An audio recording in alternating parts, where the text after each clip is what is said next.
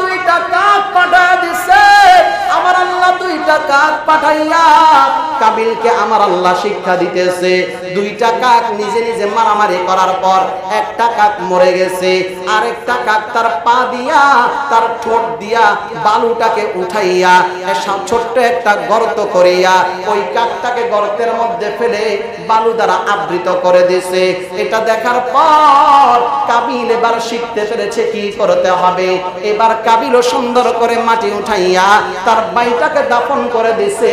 এই মানুষ দাফন করা শিক্ষা দিয়েছেন কে? আর জোরে বলেন, শিক্ষা দিয়েছেন কে?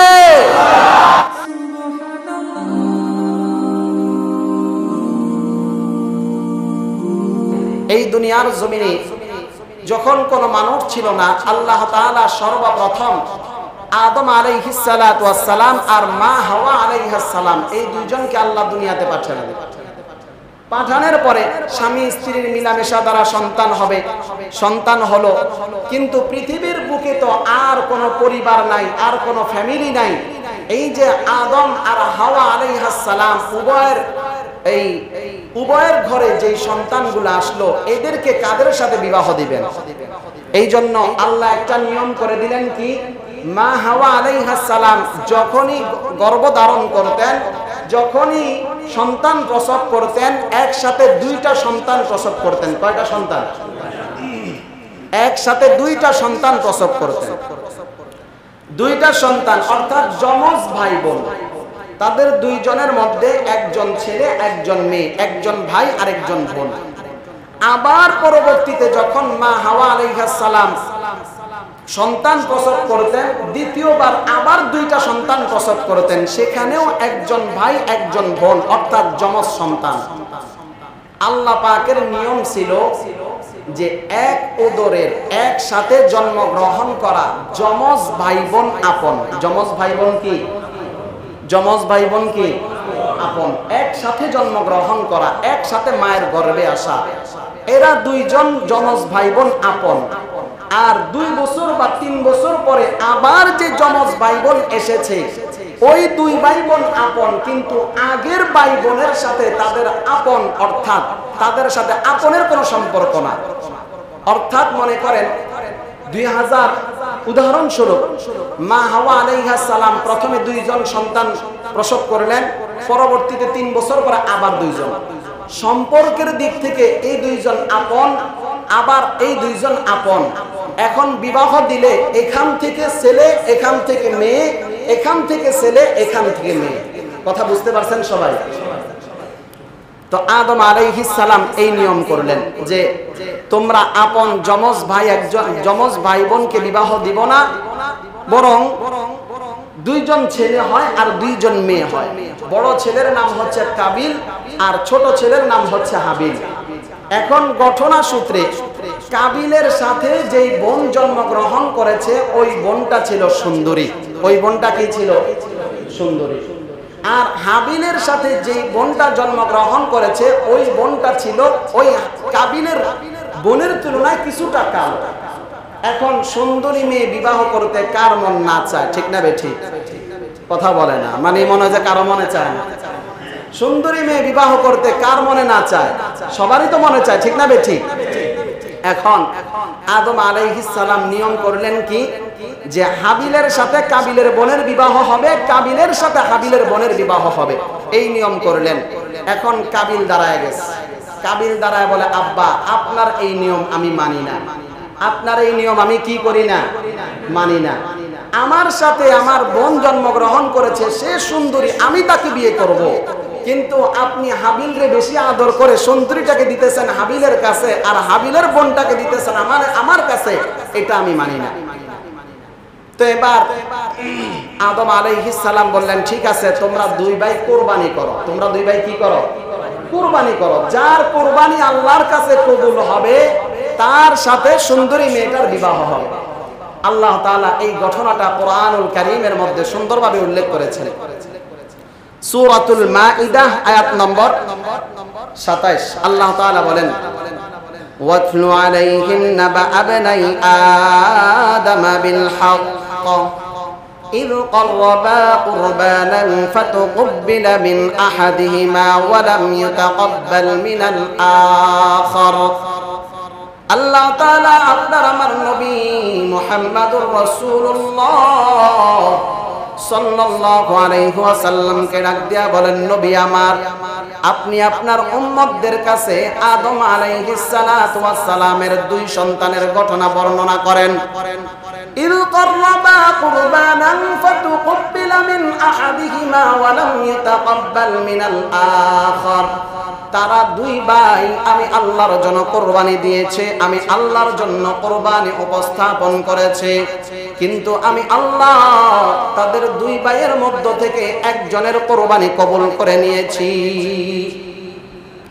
আদম আলাইহিস সালাতু ওয়াস সালাম তার সন্তানদেরকে ডাক দিয়া বলেন, সন্তান আমার, তোমরা দুই ভাই কুরবানি করো, তোমাদের মধ্য থেকে যার কুরবানি আল্লাহর দরবারে কবুল হবে আমি সুন্দরী মেয়েটাকে তার সাথে বিবাহ দিব। আদম আলাইহিস সালাম সন্তানদেরকে কুরবানি করার আদেশ দিলেন, সন্তানরা কুরবানি করলো। হাবিল ছোট ভাই সুন্দর একটা দুম্বা, দেখতে শুনতে ভালো, সুন্দর একটা দুম্বাকে সে পাহাড়ের উপর রেখে আসলো। আর কাবিল সে সামান্য কিছু শস্য দানা সেও পাহাড়ের উপর রেখে আসছে। আর আল্লাহ পাকের নির্দেশ ছিল, যার কোরবানি কবুল হবে আসমান থেকে আগুন এসে তার কোরবানিটাকে পোড়ায়া দিবে। আল্লাহ পাকের তখন আদেশ ছিল, যার কোরবানি কবুল হবে আসমান থেকে আগুন এসে তার কোরবানির পশু বা কোরবানির আসবাব যেটা কোরবানি করবে সেটাকে পোড়ায়া দিবে। দেখেন এখানে আমাদের জন্য কত শিক্ষা। এক নম্বর কথা, আজকেও যদি আল্লাহ পাকের এই আদেশ, আল্লাহ পাকের এই নিদর্শন, কোরবানি কবুল হওয়ার এই নিদর্শন যদি আমাদের সমাজে আল্লাহ বাস্তবায়ন করতেন, আমাদের কারো মান সম্মান থাকতো? জোরে বলেন না, মান সম্মান থাকতো? এলাকার মানুষ বলতো, ওই যে তালতলা শাহী মসজিদের ইমাম সাহেব কোরবানি দিছে, দেখো নাই তার কোরবানি আল্লাহর দরবারে কবুল হয় নাই, বলতো কি বলতো না? ওই যে অমুক মসজিদের সভাপতি, অমুক মসজিদের হাজী সাহেব, অমুক মসজিদের এই সেই অমুক এলাকার এই নেতা সেই নেতা কোরবানি দিয়েছে, তার কোরবানি আল্লাহর দরবারে কবুল হয় নাই। আমরা এমন বলতাম কি বলতাম না? তা আল্লাহ তাআলা আমাদেরকে এটা থেকে হেফাজত করেছেন, বলেন না আলহামদুলিল্লাহ। এরপরে আসেন দুই নম্বর, যার কোরবানি কবুল হতো তার কোরবানি আগুন এসে জ্বালায় দিত। তার মানে যেই প্রাণীটাকে আগুন এসে জ্বালায় দিত ওই প্রাণীটা কি আর খাওয়া যেত? বলেন না, আর খাওয়া যেত?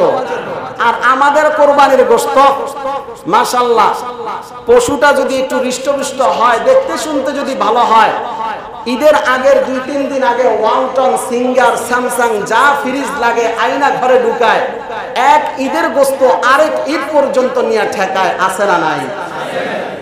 আল্লাহ কুরবানিও কবুল করে আমাদের, আবার আমাদেরকে পুরা গোশত খাওয়ায়। আল্লাহ কোনো বাধা দেয় না, আল্লাহ কোনো কি দেয় না, বাধা দেয় না। আর আগে তাদের সময় কোরবানি কবুল হলে সেই গোশত আর খাওয়া যেত না। একবার জোরে বলেন না আলহামদুলিল্লাহ। আদম আলাইহিস সালাম তার দুই সন্তানকে ডাক দিয়া বলে, সন্তানেরা আমার, তোমরা কোরবানি করো। হাবিল আর কাবিল আল্লাহর জন্য কোরবানি করেছে, কিন্তু হাবিলের কোরবানিটা কবুল হয়ে গেছে। আসমান থেকে আগুন এসে তার পশুটাকে জ্বালায়া দিয়েছে। এমন সময় আদম আলাইহিস সালাম সন্তানদেরকে ডাক দিয়া বলে, সন্তানেরা আমার, তোমরা অপেক্ষা করো, আল্লাহ তাআলার পক্ষ থেকে আদেশ এসেছে আমাকে হজ করতে যেতে হবে। আমি হজ পালন করে এসে তোমাদের দুই ভাইকে আমি বিবাহ সম্পাদন করাবো। তাফসীরের কিতাবের মধ্যে লেখা হয়, আদম আলাইহিস সালাম চলে গেলেন হজ করার জন্য। হাবিল আর কাবিল দুই ভাই তারা বাড়িতে। এমন সময় কাবিল হাবিলকে ডাক দিয়া বলে, ছোট ভাই আমার, আল্লাহর দরবারে আমিও কোরবানি দিলাম, তুমিও কোরবানি দিলা, আমার কোরবানি কবুল হয় নাই, তোমার কোরবানি কবুল হয়ে গেছে, কাজেই আমি তোমাকে হত্যা করে ফেলবো। কি করে ফেলবো? কাবিল তার ছোট ভাই হাবিলকে হত্যা করার পর হাবিলের লাশটাকে কাঁধে নিয়ে 1 বছর পর্যন্ত হাঁটছে। কয় বছর পর্যন্ত? 1 বছর পর্যন্ত হাঁটছে, পেরেশান হয়ে গেছে। মানুষ যখন গুনাহ করে নফসের ওয়াসওয়াসায় গুনাহ করে ফেলে, কিন্তু গুনাহ করার পর তার বিবেকের মধ্যে চলে আসে, হায় এটা আমি কি করলাম। এটা হলো একজন মুমিন বান্দার আলামত। কিন্তু যেই বান্দা গুনাহ করার পরেও তার মনের মধ্যে, তার বিবেকের মধ্যে এটা আসে না, হায় আমি কি করলাম, সেটা কোনো মুসলমানের আলামত নয়। কাবিল তার ছোট ভাইকে হত্যা করার পর 1 বছর পর্যন্ত ভাইয়ের লাশটা নিয়া মক্কার মরুভূমিতে ঘুরছে, দিক সেদিক ঘুরছে, লাশটাকে কি করবে। কারণ এর আগে তো পৃথিবীর মধ্যে আর কোনো মানুষ মারা যায় নাই যে দাফন কাফন শিখবে। আল্লাহ তাআলা কত সুন্দর করে বলেন, ফাবাআসাল্লাহু গুরাবান ইয়াবহাসু ফিল আরদ লিউরিয়াহু কাইফা ইওয়ারি সাওআতা আখি। আল্লাহ তাআলা 2টা কাক পাঠাইছেন। বলেন কয়টা কাক? আল্লাহ তাআলা 2টা কাক পাঠাইছেন। কাবিল তার ভাইয়ের লাশটাকে কাক থেকে নামাইয়া একদিকে তাকায় তাকায় বসে বসে চিন্তা করতেছে, ভাইয়ের লাশটাকে কিভাবে গোপন করা যায়। আব্বা যদি হজ থেকে আসার পর শুনে আমি আমার ভাইকে হত্যা করেছি, আব্বা তো আমাকে কঠিন শাস্তি দেবে। এই জন্য কাবিল বসে বসে চিন্তা করতেছে ভাইয়ের লাশটাকে কি করা যায়। আমার আল্লাহ 2টা কাক পাঠায় দিছে। আমার আল্লাহ 2টা কাক পাঠাইয়া কাবিলকে আমার আল্লাহ শিক্ষা দিতেছে। 2টা কাক নিজে নিজে মারামারি করার পর একটা কাক মরে গেছে, আরেকটা কাক তার পা দিয়া, তার ঠোঁট দিয়া বালুটাকে উঠাইয়া ছোট্ট একটা গর্ত করিয়া ওই কাকটাকে গর্তের মধ্যে ফেলে বালু দ্বারা আবৃত করে দিয়েছে। এটা দেখার পর কাবিল এবার শিখতে পেরেছে কি করতে হবে। এবার কাবিলও সুন্দর করে মাটি উঠাইয়া তার ভাইটাকে দাফন করে দিয়েছে। এই মানুষ দাফন করা শিক্ষা দিয়েছেন কে? আর জোরে বলেন শিক্ষা দিয়েছেন কে? ফাবাসাল্লাহু গুরাবান ইয়াবহাসু ফিল আরদ লিউরিয়াহু কাইফা ইওয়ারি সাওআতা আখি ক্বালা ইয়া ওয়াইলাতা আজাজতু আন আকুনা মিসলা হাদাল গুরাবি ফাওয়ারি সাওআতা আখি। তখন কাবিল তার ছোট ভাই হাবিলকে দাফন করার পর এবার তার মনের মধ্যে একটা কথা আসছে, হায় আফসোস আমার জন্য, আমার মধ্যে তো ওই কাকের বিবেক পরিমাণ বিবেক আমার মধ্যে নাই।